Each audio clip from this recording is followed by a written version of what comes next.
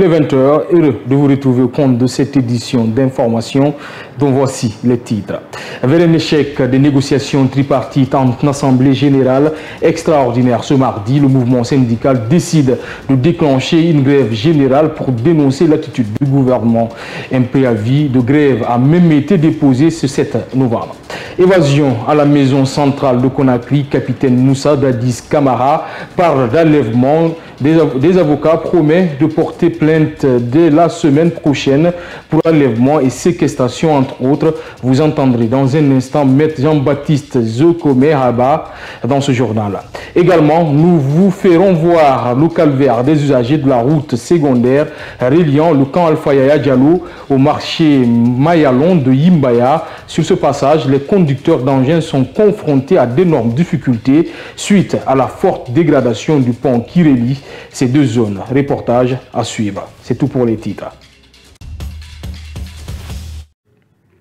Encore une fois, bonsoir et bienvenue à la une de l'actualité. Le mouvement syndical décide d'aller en grève pour dénoncer le refus du gouvernement et du patronat de faire des propositions concrètes pour une amélioration de leurs conditions de vie et de travail. La décision a été prise lors de l'Assemblée générale convoquée par le mouvement syndical ce mardi à la Bourse du Travail. Elle fait suite à l'échec des négociations tripartites gouvernement, patronat, mouvement syndical. Les travailleurs de Guinée des secteurs publics, mixtes et privés ne sont pas satisfaits des propositions faites par le gouvernement autour de la table des négociations avec le mouvement syndical. Devant leurs leaders syndicaux, ils ont décidé à aller à une grève pour amener l'État à améliorer leurs conditions de vie et de travail. Nous avons écouté les comptes rendus avec intérêt, mais du tout, nous ne sommes pas satisfaits du tout. C'est vraiment écœurant que pendant 2 mois, que les gens sont autour d'une table de négociation et qu'une issue ne soit pas trouvée. Qu'est-ce que nous avons décidé en tant que travailleurs et travailleuses? C'est que maintenant nous sommes décidés, si ce n'est pas les 50%, nous sommes décidés de faire recours à la grève. C'est une détermination commune d'aller en grève pour l'ensemble des travailleurs de l'intersyndicale. Ça, c'est une décision des travailleurs. Et la CNTG, l'intersyndicale, ne fait qu'adhérer, ils feront le programme, la suite. L'échec des négociations avec le gouvernement a conduit le mouvement syndical à convoquer cette assemblée générale afin de rendre compte aux travailleurs. La rencontre à la Bourse du Travail de Kaloum a été décisive. Les secrétaires généraux adhèrent à la volonté des travailleurs. On a donné la parole aux travailleurs de Guinée, ils ont décidé d'aller en grève et nous allons les accompagner.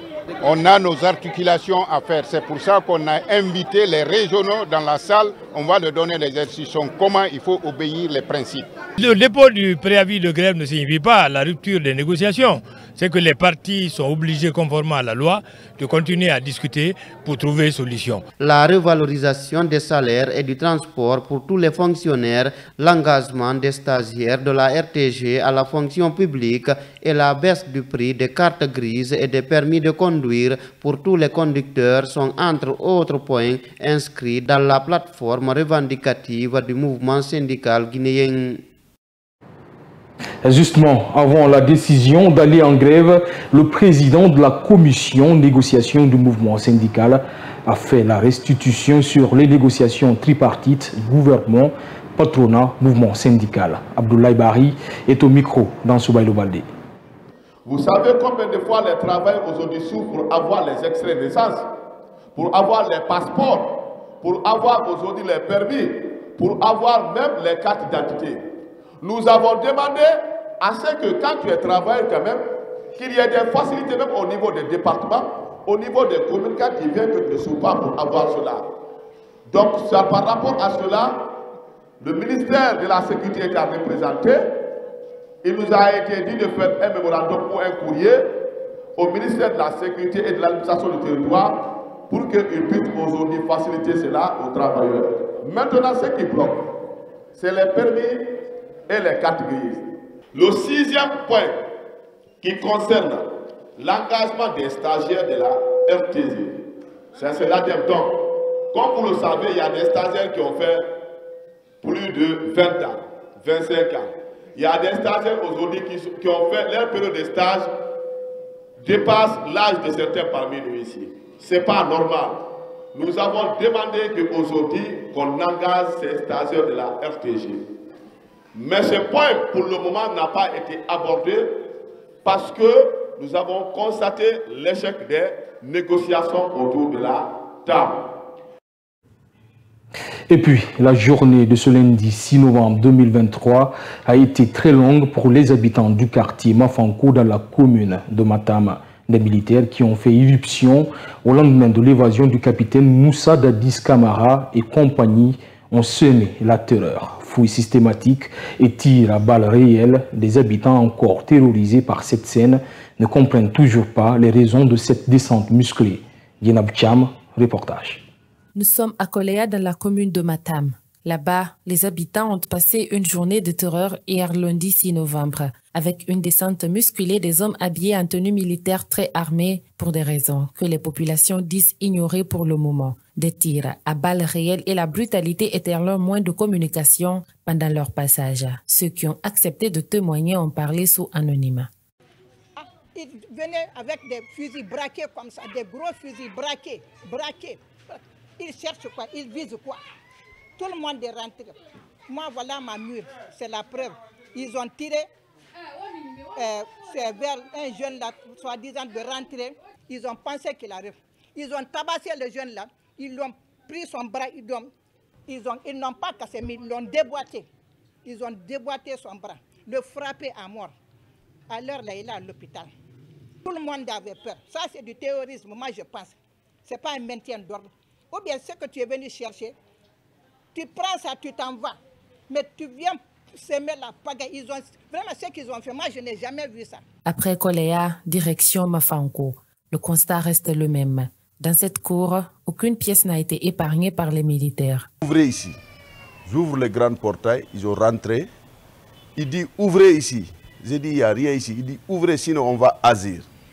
J'ai dit, d'accord. J'ai dit, les enfants, envoyez les clés. Ils ont envoyé. On a commencé par là. Il y a un petit magasin. On a ouvert. Après, ici, le grand magasin. Là aussi, on a ouvert. Ils ont monté sur ça avec leurs fusils. Deux personnes. Ils nous ont ségrégés ici. Ils disent, personne ne va sortir. Ils ont resté jusqu'à leur temps. Après, ils ont quitté. La manière dont ils sont venus là, c'était la peur totale. Les enfants même, c'est moi qui les ai consolés.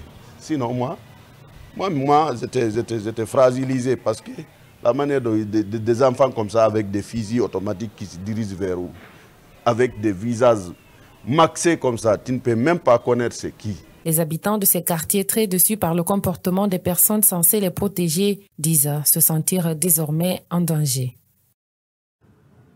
Dans le même sillage, après l'évasion ou l'exfiltration du capitaine Moussa Dadis Camara, samedi dernier, son avocat annonce une plainte pour enlèvement, séquestration entre autres contre ceux qui ont attaqué la maison centrale. Maître Jean-Baptiste Zokomeaba annonce le dépôt d'une plainte à partir de la semaine prochaine.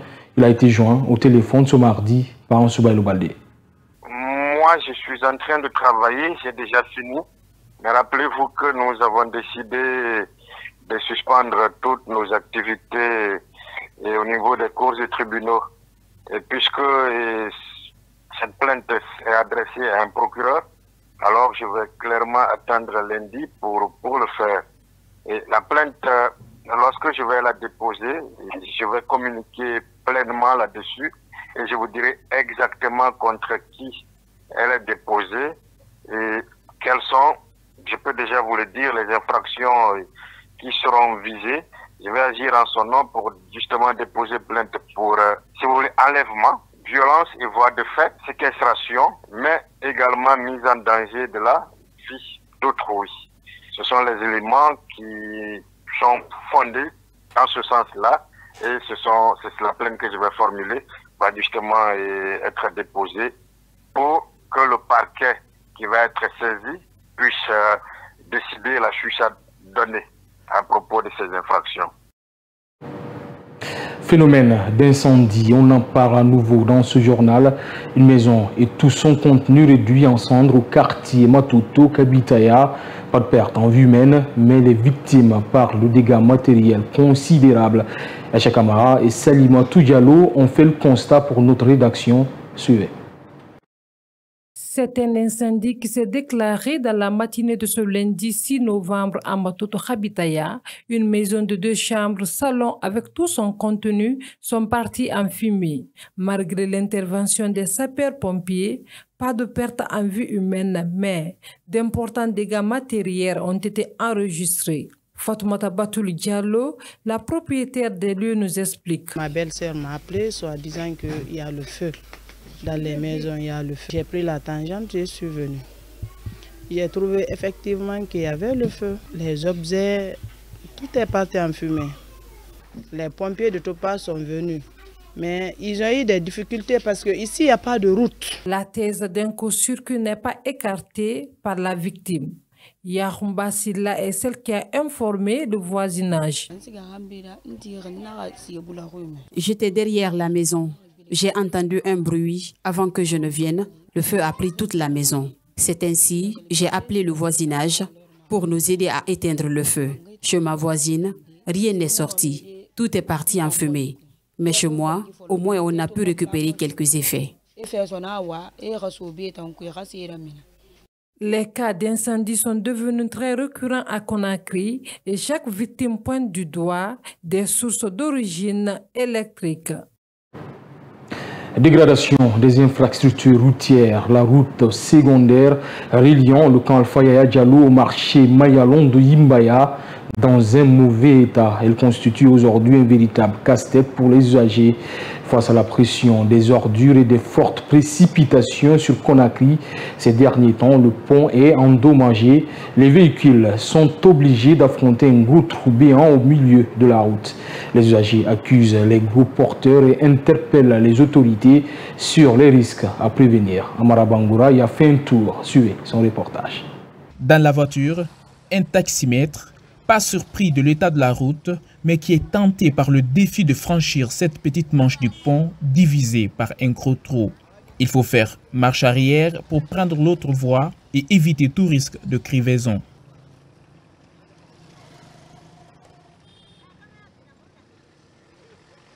Nous sommes sur la route secondaire reliant le camp Alpha Yaya Diallo au marché Mayalon de Yimbaya. Depuis une semaine, cette route est dans cet état provoqué par un engin lourd, selon Al-Hassan Conté, membre du bureau syndical de cette ligne. Ça fait une semaine. Cela fait une semaine depuis que cela s'est produit. Ce pont émettait des signaux de céder longtemps. Nous, taximètres, nous avions fait des levées de fonds pour refaire il y a de cela une année. La semaine dernière, c'est un camion poids lourd en provenance du camp Alpha Yaya Diallo qui a mis ce pont dans cet état. Ici, conduire est égal à la prudence. La voie divisée, le trou impose aux conducteurs ses lois, comme le souligne Yaya Traoré, jeune de ce quartier, qui signale plusieurs cas d'accidents. Deux véhicules ne peuvent pas passer ce pont, quel que soit leur sens. Chaque fois, des véhicules tombent dans les caniveaux, comme la nuit dernière. Il arrive que nous aidions les chauffeurs en leur donnant des orientations à travers les bois et des fils quand la nuit tombe. À en croire les jeunes du quartier, l'état de ce pont est dû aussi à la dernière forte précipitation sur Conakry, appuyés par des ordures ménagères. Ils disent avoir plusieurs fois alerté les autorités locales, mais qui sont restées passives face à cette situation. C'est pourquoi ils en appellent l'agence de gestion des routes à agir pour éviter le pire. La contorsion est une discipline acrobatique qui se pratique au cirque. Cette discipline basée sur des mouvements de flexion et d'extension du corps humain est pratiquée par de nombreux jeunes en Guinée. C'est notamment le cas de l'Astic Boys et des Trois Serpents. Maman Tandouba nous amène à découvrir cette haute forme d'art. Suivez. À cause de la souplesse de leur corps, ils se font appeler les Elastic Boys et les Trois Serpents. Ces jeunes s'entraînent régulièrement pour peaufiner leur art, la contorsion qui est une discipline acrobatique basée sur des mouvements de flexion et d'extension extrême du corps humain. Alassane et son frère jumeau Al-Hussein, très complices, prennent du plaisir à pratiquer cet art. Nous sommes nés comme ça, nous ne sommes pas venus nous sommes venus ici pour la formation, mais c'est un don, nous sommes nés comme ça. Donc c'est pour cela que c'est Dieu qui a fait que nous on est souples comme ça et on s'est retrouvés dans la même activité. En plus, dès le début, nous avions travaillé ensemble. J'ai eu confiance à lui, il a eu confiance en moi. Vous voyez un peu. Donc on a travaillé jusqu'au jour d'aujourd'hui. Donc on ne peut pas se séparer. Parce qu'il a des trucs qu'il peut faire que moi je ne peux pas. J'ai des trucs aussi pareils qu'il ne peut pas aussi. Donc quand on accumule ça, ça va donner du bon. Vu que nous sommes des jumeaux aussi, c'est joli. Parce que le public apprécie ça aussi. Les frères jumeaux s'entraînent au cirque Tinafang avec le groupe des Trois Serpents. Ces jeunes ont fait des tournées dans la sous-région et les villes de l'intérieur. Ils vivent de leur métier selon le leader du groupe, Mohamed Kamara. Nous avons fait des tournées dans la sous-région comme au Burkina Faso et dans d'autres pays. À chaque fois que nous partons, nous ne retournons pas au pays les mains vides. Nous rentrons toujours avec quelque chose. Le rêve de ces jeunes Guinéens contorsionnistes est de représenter la Guinée au niveau international avec le soutien des uns et des autres. Le rotinier est un métier très convoité à Conakry. Aujourd'hui, il est pratiqué un peu partout par des citoyens guinéens. Ce métier qui utilise comme matière première des rotins garnis à la main pour façonner des pièces et ouvrages décoratifs prend une forte ampleur, mais ce n'est pas sans difficulté. Nos reporters Bamaïsata Tawel Kamara et Lansana Fofana sont allés à la rencontre de certains artisans. Suivez leur grand format. Nous sommes à Ratoma, où se trouvent différents articles faits avec du rotin. C'est ici que travaille Bomo Kano. Âgé d'une 60aine d'années, il exerce ce métier depuis 1994. Sur ces images, il confectionne un pot de fleurs en rotin. Tourné et retourné, tous les aspects sont pris en compte pour finir à temps. Je paie les bois en rotin.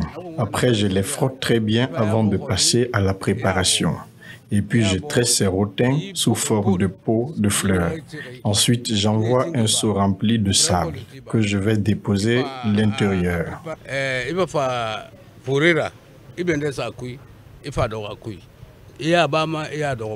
Pour Mohamed Kamara, ce travail est une passion. Il a développé ce sentiment sur les bancs en Sierra Leone, où il a d'ailleurs appris ce métier. Pour celui qui s'est lancé dans cette activité en 1990, il est aujourd'hui son propre patron. Dans son atelier, il fabrique toutes sortes de meubles. J'étais là-bas, je suis devenu professionnel avant de venir ici. Depuis que je suis venu, je rentrais encore, mais les gens voient ça, disent qu'il faut venir ici pour qu'on apprenne les gens là. J'apprends beaucoup de gens dans le métier là. Parce que si le mois de Karim vient, il y a des gens qui viennent commandent panier. Parce qu'ils veulent le cadeau. C'est là qu'ils met le cadeau. Donc nous on est obligé à faire même exposer. Mais en l'air là, sauf quelqu'un besoin, il vient, il donne. Ce que nous on fait ici, c'est pour fabriquer les salons exposés. Dans l'exercice de son métier, Momo Kano rencontre d'énormes difficultés qui ne freinent pas sa détermination. Nous avons assez de difficultés. Le problème de matériel nous fatigue. On ne peut pas avoir ces produits à Conakry. Et même parfois, nos meubles qu'on expose peuvent faire des mois sans que quelqu'un n'achète.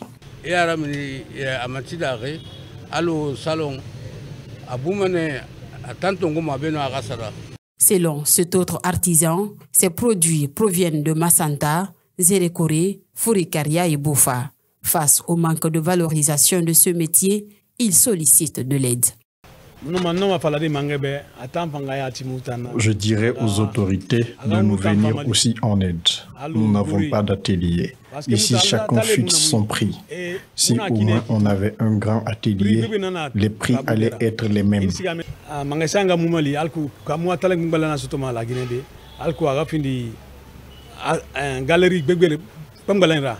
La confection de ces meubles peut prendre plus de 10 jours avant l'exposition. Malgré les contraintes du métier, certains artisans arrivent quand même à trouver leur gagne-pain. Pour finir, lancement ce vendredi de la 5e édition des Victoires de la musique guinéenne. C'est une initiative de l'agence de communication Elitecom qui vise à récompenser les meilleurs artistes guinéens à travers la remise de prix et autres distinctions. Cette cérémonie de lancement a réuni les promoteurs de la musique guinéenne, le directeur général du Fonds de développement des arts et de la culture et le directeur général de l'agence guinéenne de spectacle. Mayambou Ibari, compte rendu.